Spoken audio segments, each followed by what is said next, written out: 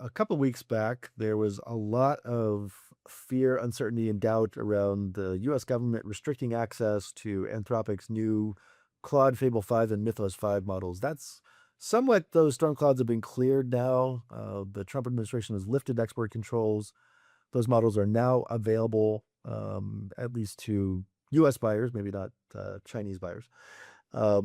But has this ended the war on frontier models being overtaken by U.S. government, or do you think there's going to be continued oversight by the U.S. government as Anthropic and OpenAI and others release their models? You remember we talked about this a couple of weeks ago, and I thought it was a little bit overblown to describe what the U.S. government had done to Anthropic as a declaration of war. I think what had happened is Anthropic had launched a very powerful model that they themselves had been saying as late as April, this could override a lot of the safety protocols on the internet. And we want to go slow and want to go through our partners. And this is what eventually became, it was called Mythos back then. They called it Fable 5. And then it went into the sandbox, and one of their key partners, Amazon, flagged it as saying, hey, we think this actually is jumping the guardrails.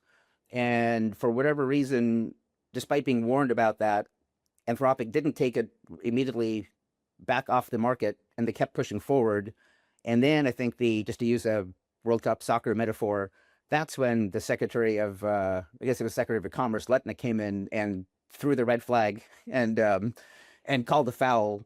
And now it seems like it's game on, but I would have thought there would just be a better communication between Anthropic and the government. So I'm glad it's resolved. OpenAI just launched its new Chat 5.6 model, and that seems to be just as powerful as Fable. And that seems to have cleared the market, not have the same Commerce Department controls. So I guess that's good news. I still think, though, that there's a lot of tension and a lot of concern about AI and what it can do to the current software protocols and the safety environment. And so I wouldn't be surprised if this is going to be a little bit of a back and forth between the major companies and the I guess the State Department, or more specifically the Commerce Department, which has the ability to levy export controls. One thing that was raised in that discussion and even floated by OpenAI and Sam Altman was whether they might give 5% of the company to some kind of government-owned sovereign wealth fund that was, run by the U.S. I think Bernie Sanders had even floated a number that was like 50%, which I think probably is not Right. super likely to happen. Are we still in this kind of scenario where we're thinking the government might want to take a chunk out of both companies and, hold that on behalf of all of the U.S. citizens? I have not heard a real serious proposal on why that amount of money, that amount of equity should be taken away from leading companies. This was never a conversation with the internet companies of the 1990s, the e-commerce revolution, the computing revolution. I don't think Bill Gates ever volunteered 5% of his company to the government. I'm quite sure Henry Ford and Alfred Sloan didn't offer up 5% of their companies to Teddy Roosevelt and the governments at the time. I don't know what game Sam Altman is playing. I think it's insane to offer up your company and think you're just going to appease, the regulators or Bernie Sanders. I think you're only going to embolden them. Usually a sovereign wealth fund invests in companies. It doesn't just take equity in them. So I think this is Sam pulling a page from Elon Musk's book, and like Elon was trying to get SpaceX into the NASDAQ and S&P 500 indexes, Sam was trying to get OpenAI valued at $1 trillion based on the U.S. government taking a 5% stake and paying them 40-50 billion for that stake. Don't you think that's, he's going to try? different. Yeah. I don't think it's going to end well if it's just given away for free. I don't think it's going to be happy shareholder meeting. But if he can sell it to them or somehow get a valuation or get some consideration, that's a different story. Korean soldiers were fired upon in the DMZ. Oh, geez, I am so sorry. Someone put the story in all capital letters. In other OpenAI news, they recently launched GPT-5.6, and getting away from nerdy versioning models, have now called their releases Sol, Terra, and Luna.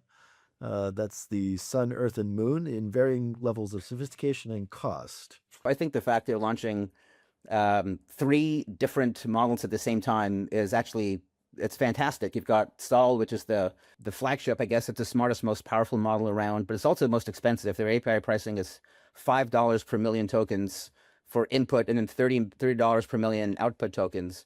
But then you got Terra, which is more standard enterprise logic, and that's half the price.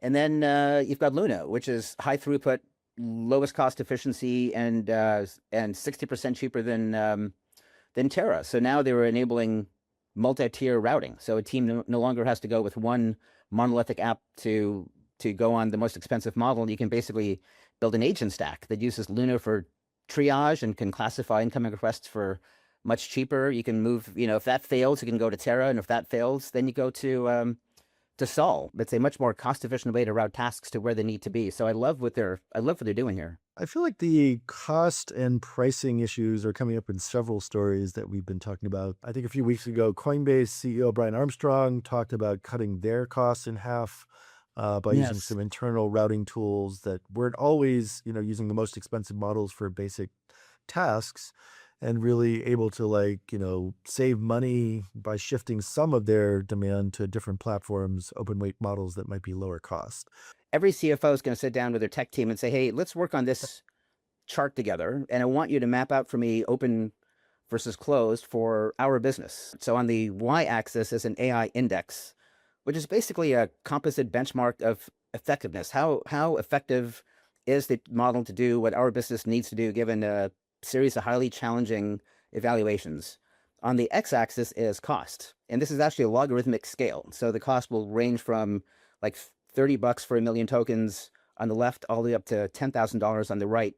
And it's logarithmic. So the numbers will rapidly increase the more you get to the right.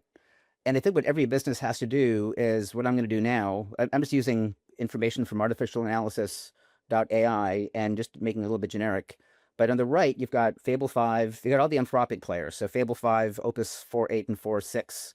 And then you've got Chat GPT, and the new one is 5.6. They have 5.5 and 5.4. And so you are going to have the very expensive, but highly effective closed weight models on the far right. And I think every company, every enterprise needs to know, does this work for my business or not? But now look, there's some others that are in the game. So Gemini has both Flash and Pro. You've got Kimi, K2.6, which is in the conversation, and it is Moonshot AI, such a Chinese open weight company.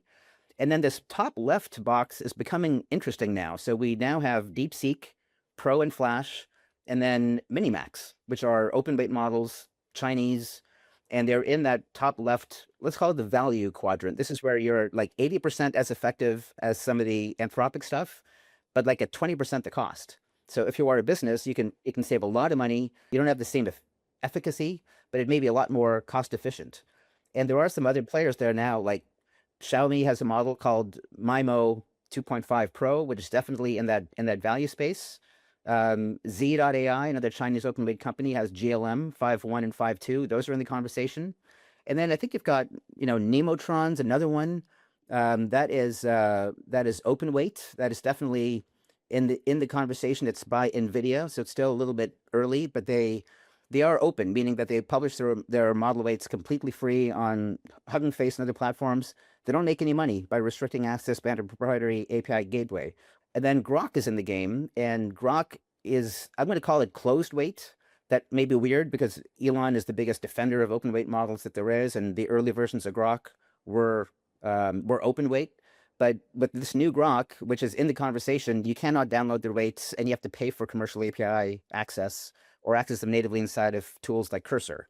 So now I think you've got a conversation with CFOs and CTOs on what of these models do you do for what? And you just mentioned it. Brian Armstrong said he's going to cut his token expense by 50%. So he's figured out a way to cut the expenses. I think DoorDash can do it. When you have a task that's well-defined and you know what to do, I think these open source models can work great. So for immature tasks, I think for the cutting edge stuff, it still is going to pay to go to the closed source stuff and the frontier models. And it seems like their token usage is growing and that they're all making a lot of money. We talked about Anthropic at 60 billion in ARR now in revenue, and OpenAI probably not quite there, but right behind, and they're 5 to 10xing year over year. So I don't think they've lost market share yet to the open weights just based on revenue, but that may not be the best way to measure revenue because of the way that these things monetize. And it may be that these Chinese open weight models now and Reflection are closing the gap. So I think this is an ongoing conversation, and there's more and more pressure building on the closed sources. I feel like the overall AI market, we're certainly seeing a lot more choices and options, which is good. But I think we're also going to see more pressure on the margins of the leading, frontier models. And I wonder if that also results in slightly slower growth. We'll see if kind of like all the acceleration that's been happening with Anthropic continues, or whether, combination of the government moves and maybe just all this competition from other open source players changes their math.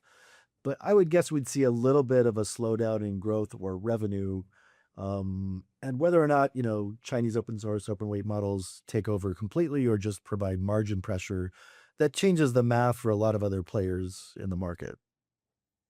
Yeah, no question. I guess the good news is for these guys, if you're growing at 5 or 10x a year, and now you slow down to only 2x a year on 60 billion in revenue, that's still a pretty valuable company. But I'll go back to what you said OpenAI did, which is they launched 3 models, not one, and they're 3 different models at 3 different price points with 3 different levels of efficacy. So they're now anticipating that CFOs and CTOs are going to want to do routing across different types of models, and they're trying to offer something at the low end, something at the mid end, and then something at the high end, so that they don't entirely lose share to the open weight. So it's definitely affecting their product strategy, and yes, it'll probably slow their growth down.